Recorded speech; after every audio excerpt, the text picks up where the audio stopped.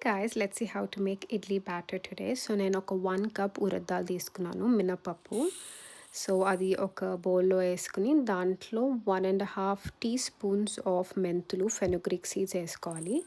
వేసుకుని దీంట్లో వాటర్ వేసి ఒక 4 to 6 అవర్స్ సోక్ చేయాలి. నేను 5 అవర్స్ చేస్తాను అంతే, బట్ 4 to 6 4 చేయొచ్చు, 6 అవర్స్ కూడా చేసుకోవచ్చు.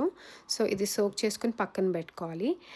అండ్ 4 అవర్స్ తర్వాత 2 కప్స్ ఆఫ్ ఇడ్లీ రవ్వ తీసుకుని ఒక బౌల్లో వేసుకుని దాంట్లో మళ్ళీ వాటర్ వేసుకుని ఒక 1 అవర్ సోక్ చేసుకుని పెట్టుకోవాలి. సో దాంట్లో కొంచెం వాటర్ వేసుకుని ప్రాపర్గా సోక్ చేసుకోవాలి ఒక 1 అవర్. సో నేను ఇది 4 అవర్స్ తర్వాత చేసుకుంటాను, సో దట్ టోటల్ 5 అవర్స్ అవుతుంది. అండ్ రెండు నేను ఒకటేసారి మిక్స్ చేసుకోవచ్చు అని. సో మినపప్పు 5 అవర్స్ తర్వాత ఇలా ఉంటుంది. సో దీంట్లో వాటర్ అన్నీ డ్రైన్ చేసేసుకుని దాన్ని మిక్సీలో వేసుకొని దాంట్లో కొంచెం కోల్డ్ వాటర్ యాడ్ చేసుకోవాలి. సో ఎక్కువ వాటర్ ఫస్ట్ వేసుకోకూడదు, ఎందుకంటే అది వాటరీ అయిపోతుంది. సో కన్సిస్టెన్సీ చూసుకుంటే మెల్లగా కొంచెం కొంచెం యాడ్ చేసుకోవాలి.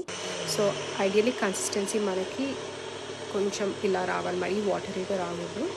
సో ఈ టైప్లో ఉండాలి కన్సిస్టెన్సీ. దాన్ని మనం ఒక ఎయిర్ టైట్ కంటైనర్ ప్లాస్టిక్ దాంట్లో ట్రాన్స్ఫర్ చేసుకుని ఇందాక మనం నానబెట్టిన ఇడ్లీ రవ్వ ఉంది కదా, దాంట్లో వాటర్ అన్నీ స్క్వీజ్ అవుట్ చేసి ఈ బ్యాటర్లో కలుపుకోవాలి. ప్రాపర్గా మిక్స్ చేసుకుని దీన్ని మనం 8 to 10 అవర్స్ మిక్స్ చేసుకుని వదిలేయాలి.